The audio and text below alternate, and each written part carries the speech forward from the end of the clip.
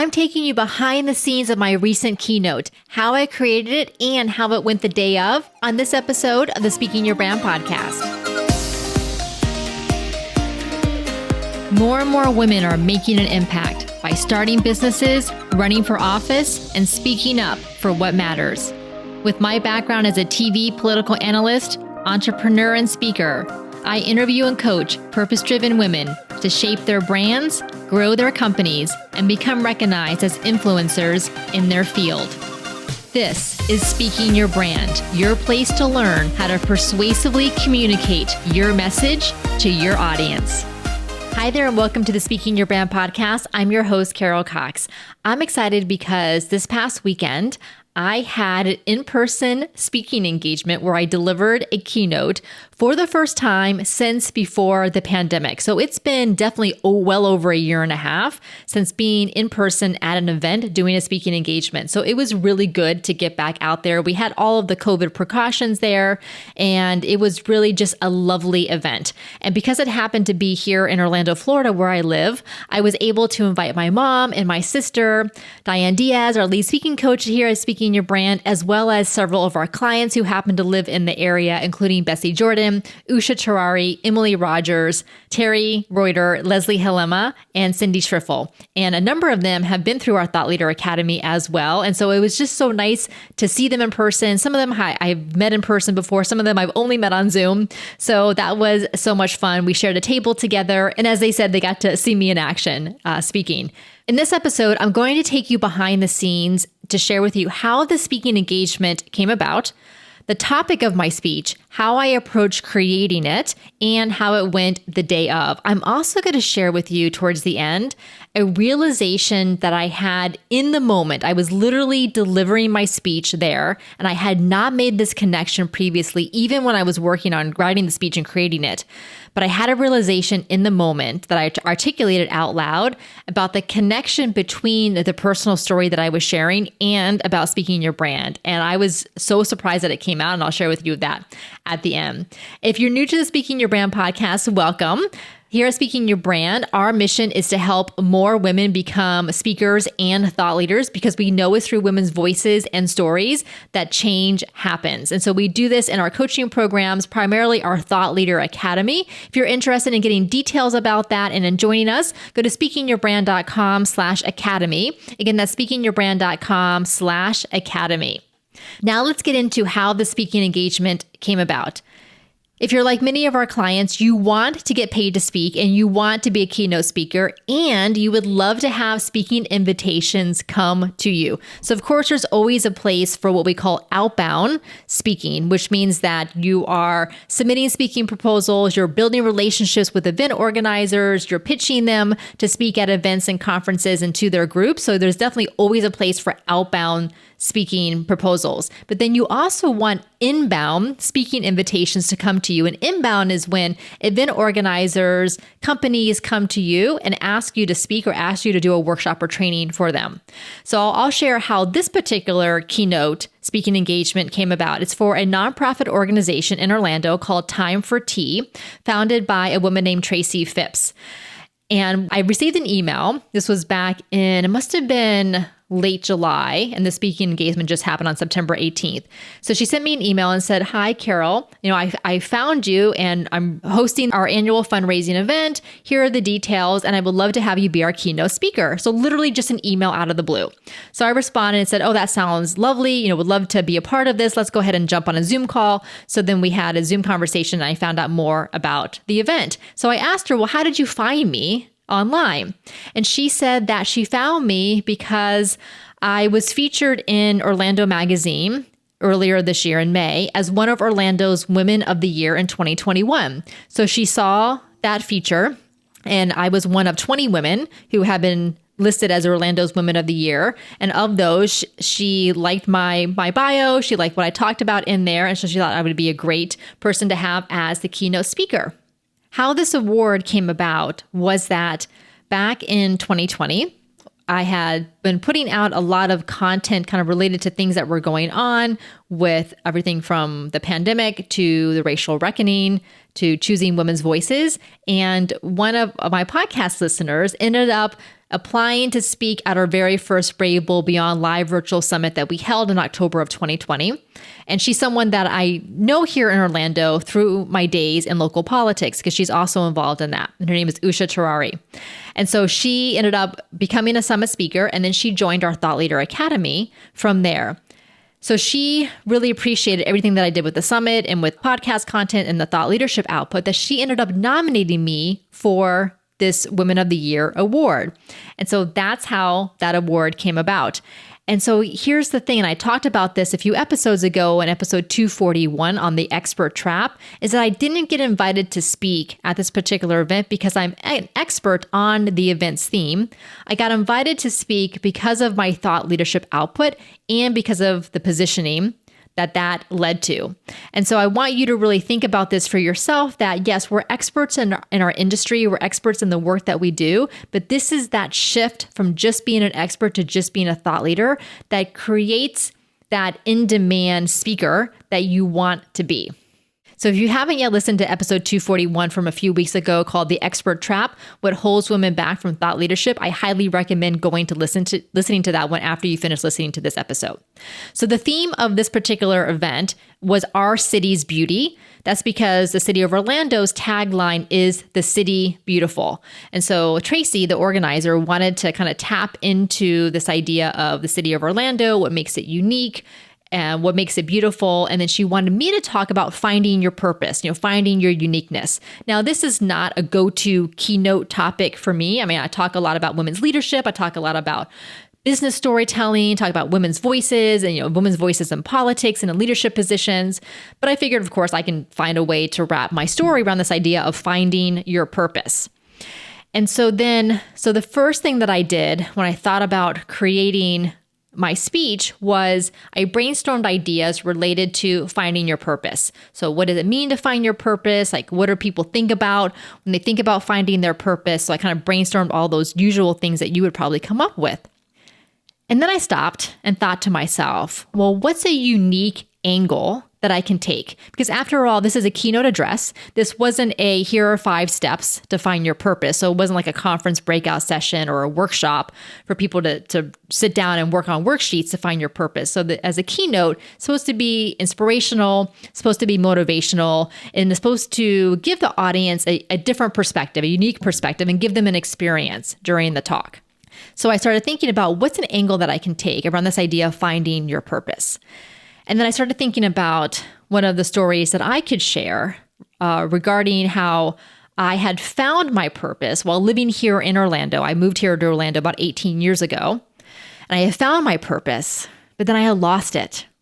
And then I had found it again. So I kind of had this journey that I could take the audience on related to my own personal experience. And then I could tie Orlando into it because the event still wanted to highlight the city of Orlando. So I had to kind of weave all of these different threads together.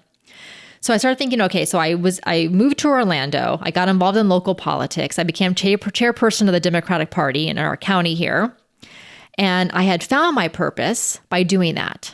But then a backlash occurred from that. And so then I had lost my purpose. And it took me many, many years to find it again. And what happened when I had lost that is I had lost my voice and I had lost my confidence because of this experience that I had. So I started thinking about this angle around finding your purpose is around resistance.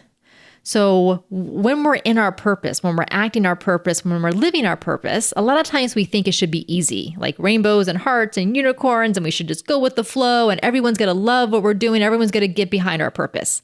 But that's not always the case. A lot of times when we're in our purpose, we face resistance. And that resistance can come externally. It can come from other people.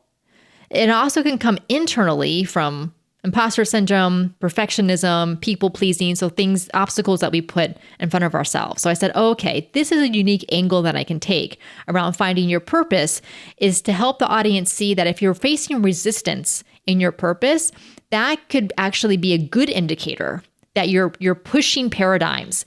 You're pushing people to think about things in a different way. And if you're not facing any resistance in your purpose, or you've never faced any resistance in your purpose, it could be that you're not digging deep enough internally within yourself, or you're not pushing for change in a broad enough way. And so that was kind of like the through line of my talk, this idea of that, to find your purpose, look for resistance, embrace any resistance that comes about, because that can help you to either recommit your purpose, to refine your purpose, or to redirect your purpose. And I ended up redirecting my purpose after that experience that I had back. Now it's been 15 years since that had happened. So once I kind of brainstormed literally these ideas on a piece of paper and a pen, because that's how I like to do it when I start brainstorming different ideas. Then what I did was I took our Signature Talk Canvas framework, which is a white poster board. And then we have 4 different color Post-it notes that we use when we work with our clients to create their signature talk. And this is also what we train them how to do for themselves in the Thought Leader Academy. And so the 4 different color Post-it notes are pink for stories and examples, orange for audience engagement, either show of hands questions, rhetorical questions, reflective questions, activities, things like that. So orange for audience engagement. We have yellow for key points, and then blue for supporting points. So I have my white poster board, I have my 4 colored Post-it notes, and then I started putting into our 3-act framework. That's how the poster board is divided up into 3 acts. Started putting all the different pieces that I wanted to talk about in my talk. And the great thing about doing it on the poster board with the Post-it notes is that you can easily move different points around. And then also the idea behind the colors is that you get to see, am I missing audience engagement? So do I have an entire section of the board where there's no orange Post-it notes? That means I need to go back and add some audience engagement. Or am I missing pink? Am I missing some stories and some examples in a section? And do I need to go back and add that? So that's what I did. So I took my central story, this experience that I had as chairperson of the Democratic Party here, and the backlash that occurred as a woman with a very public presence and a very public voice, and kind of how devastating that ended up being for me, how isolated and alone that I felt after this experience, and then losing my voice and losing my confidence and losing my purpose from that. So I kind of weaved that in. So that's the story of self. And then I transitioned into the story of us, which is you may not have had this exact experience that I had, but perhaps you've had a time when you were living your purpose and something ended up happening and you faced resistance. And then you felt isolated, or you felt alone, or you felt like you weren't able to continue with it. And so then I went in from there about this idea of resistance and embracing the resistance, that can actually be a great indicator that you're on the right track, or a great indicator that it may be time to redirect. So that was the premise of the talk. And then as far as audience engagement, so at the very beginning of the talk, I had some show of hands questions. I like to start with show of hands questions, especially in a format like this where women are seated at round tables and they had finished lunch already, but they were being served tea and, refills of water and things like that. So there's a little bit of kind of ambient noise going around the room, and people are kind of getting up to go to the restroom and things like that. So I'd like to start with some audience questions to kind of just get people focused back on the front of the room. So I asked some of that. And here's one thing. So I normally wear heels when I'm doing speaking engagements, and they're not big heels. I don't know, 2.5 inches. Like I definitely don't wear super high heels, but I've worn them, for speaking engagements and TV appearances for years, and they've been fine. Like my feet don't love them, but they've been tolerable. Well, as we know, I haven't been wearing heels for over 1.5 years because no need to, since I haven't gotten anywhere. So I wore my flat sandals to the event, and then I was going to put the heels on when it came time for me to do my speaking. Well, they had some of the VIP guests, and they had me kind of walk into the room to read our bios and to announce this towards the beginning of the event. So I put my heels on for that, and I walk through the room, like through the center of the room, right, as they're announcing my bio, and get to the front and turn around and wave, and my feet are killing me. Like they hurt so bad, so uncomfortable. So I decided in that moment that I would not be able to wear the heels for the actual speaking part, because I was going to be speaking for about 25 to 30 minutes. And I just knew that it was going to be such a distraction for me, and I was not going to feel comfortable. And side note, there are more male keynote speakers than women keynote speakers. And the men definitely tend to get paid more on an aggregate than women do. And one of the reasons I think so is that men are able to use the stage so much easier and to use their body and kind of take up space and like move around the stage because they get to wear regular shoes, like flat shoes that are probably much more comfortable. And I see so many women keynote speakers who are in super high heels, and perhaps it's comfortable for them. I don't know. It's certainly not comfortable for me, but I think I'm really going to ditch the heels from now on so that I can move around the stage and feel so much more comfortable doing so. Okay, so that's the side note on that. So the heels were gone. So what I did, and so for this particular event, there was no stage. It was kind of a room with, a front, and it had a nice backdrop and everything. And so and this is one of the reasons I wanted to wear heels, because I'm short. I'm only 5'3". So it's easier for people to see me. But again, it just wasn't going to happen. So I'm at the front of the room. And so I decided to make a joke about the heels. So I think the host, when she introduced me as the keynote speaker and I was coming on to start my talk, she said, "All right, everyone, stand up and give Carol a round of applause." And so they all stood up. And so then when they sat down, I said, "All right, everyone, how are your feet feeling?" And everyone's like, "Good." I'm like, "Great, mine are not." So hence my heels are not going to be on for this. I'm going to be wearing my flats instead. So I kind of just made a joke about that. The other thing that I did as I was working on my talk, so I had the poster board and had my Post-it notes, was I wanted to find a way to incorporate a prop. So I really like to have something tangible like a prop because it just makes it fun. It gives people a visual, gives them a metaphor, something to kind of remember and take home.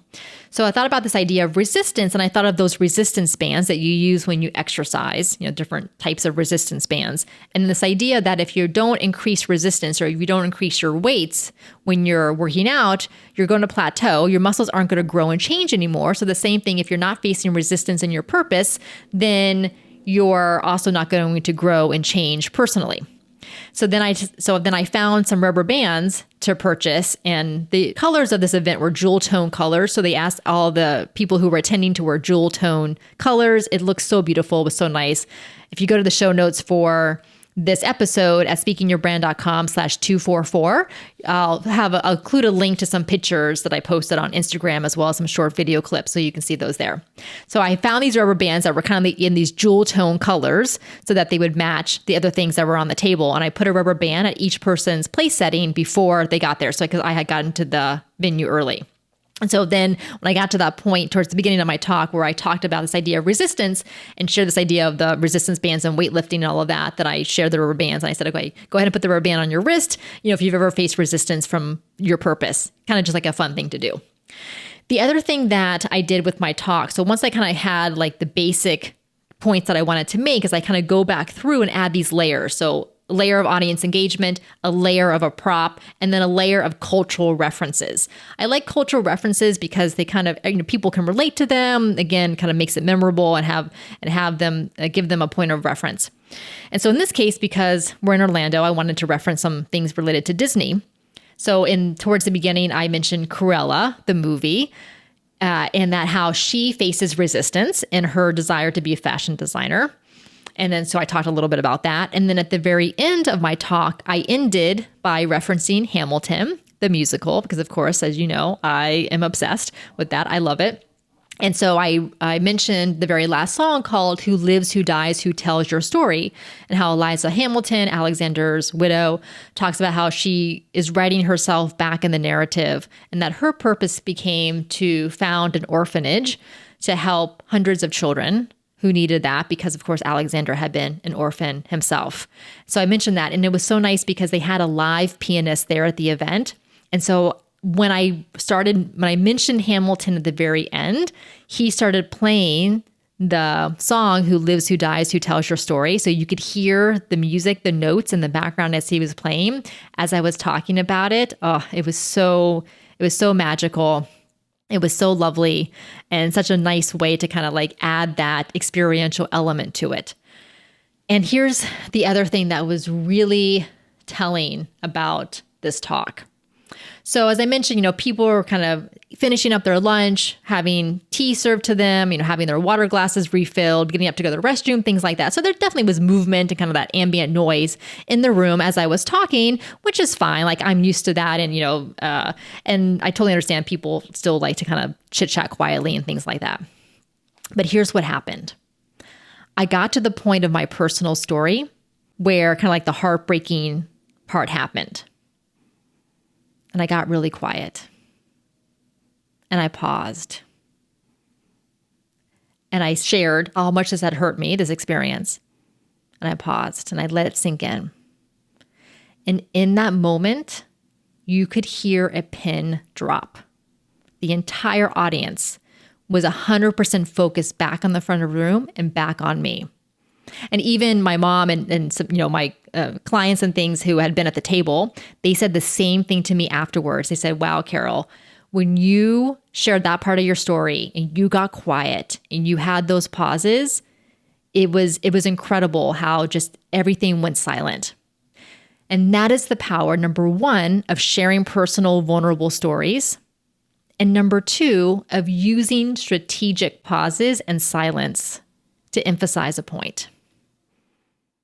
And I had several women come up to me afterwards and say that they really appreciated me sharing my story and being vulnerable because, as I say all the time on this podcast, they put themselves in that story for something that had happened to them. So when people listen to your story, yes, they're listening to the details of what happened to you, but really they're thinking about it for themselves. What's a similar situation that they've been in?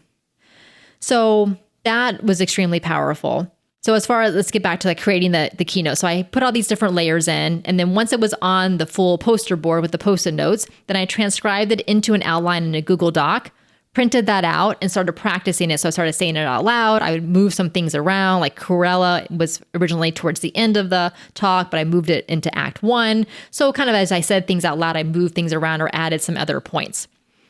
So then as we got closer, a couple days before the event, I put together my packing list. So I printed out the detailed agenda. I had my one-page outline of my talk. I brought business cards with me because, I was excited to be in person. So I wanted to bring my business cards. I brought the rubber bands that were the props. I brought my selfie stick for my phone, which is like a tripod. So when I was speaking, I had my phone on the little tripod on the table just to capture me even from a side angle so that I had that video available to me right away. I also hired a video production company, Solomon Productions, who I've used before, so that their video crew could come and get professional video of me. So I have that professional video of my talk plus bunch of B-roll that they filmed there as well. So that is in progress, coming soon. And Sarah Solomon, who is the founder and CEO of Solomon Productions, she is lovely. And she's going to be on a podcast episode coming up very soon, talking about what event organizers look for in speakers, because she hosts and she puts together tons of events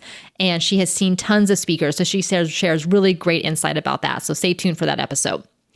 I had put all my packing list together. So I had my tripod, I had my water, my favorite cookies, all those kinds of things. I had my flat sandals, I have the heels, but the heels didn't last very long. I got there early to kind of get settled in, to put those props on the table, to meet with the video crew, all those kinds of things. So that was good because I like to get there early just to not feel rushed and to kind of get a sense of the venue, what everything looks like, where I'm going to be standing, where the tables are, like all that kind of stuff. And of course, then to say hi to and to meet and greet everyone who was coming in. Now, as I mentioned in the intro, I had a realization as I was delivering my speech about the connection between that story that I shared that had happened back, now it's around 15 years ago, and what I do now in Speaking Your Brand. And I had never made this connection before. And this is the power, number one, of saying things out loud, but the power of really putting together a speech and putting together your thought leadership message is you start making connections that you didn't realize before. And here's the realization I had. That experience that I had 15 years ago that caused me to lose my confidence, lose my voice, kind of lose my purpose for the time being, what I recognized was that why it was so devastating to me at the time was I did not have a strong support system. So that's why I felt so isolated and alone. I just didn't really feel like I could handle what was going on. So I just kind of withdrew and got quiet and decided to kind of I didn't run for chair for another term, and I decided not to run for Congress. A bunch of things happened. I kind of closed off that career opportunity in politics because of that. Because I didn't have that strong support system that would have helped me out a lot. And also facing the sexist backlash that I did as a woman with a public presence and a public voice. And so when I started Speaking Your Brand in 2015, so this is now 10 years, almost 10 years after that situation happened, I originally started it as I like being an entrepreneur. What's another business that I can start that's not technology related? People said I was always good at speaking and presentations, so I decided I would create a business around that. But what I realized what I've done, especially in the past couple of years, was that I've created the business, the community, the programs, the coaching, the support system that I wish I had had back 15 years ago, that I needed, that could have helped me so much.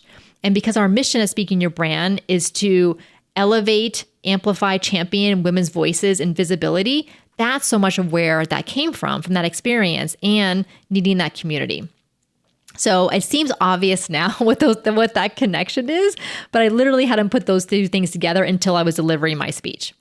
So I just want to say a huge kudos to Tracy Phipps, the founder of Time for Tea, and her amazing team that put together that event. It was one of the best events I've ever attended. It was such a diverse group of women.